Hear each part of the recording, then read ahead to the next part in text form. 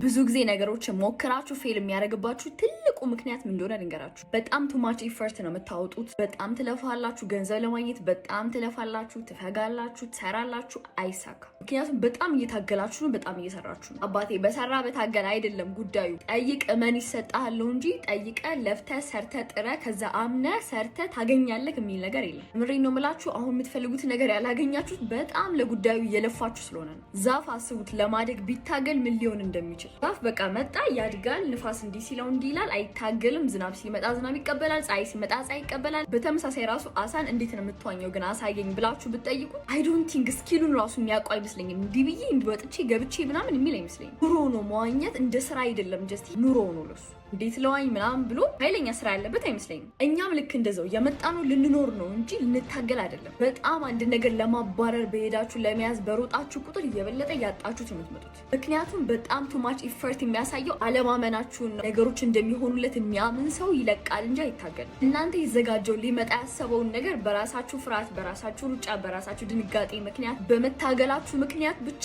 መልሱን ብሎክ ታደርጋላችሁ በራሳችሁ ፍቃድ። ለሲ ኢፈርት ነው የሚያዋጣው ማለት ነው። ስለዚህ ብዙ አትታገሉ፣ ልቀቁላችሁ ፈልጌ ነው።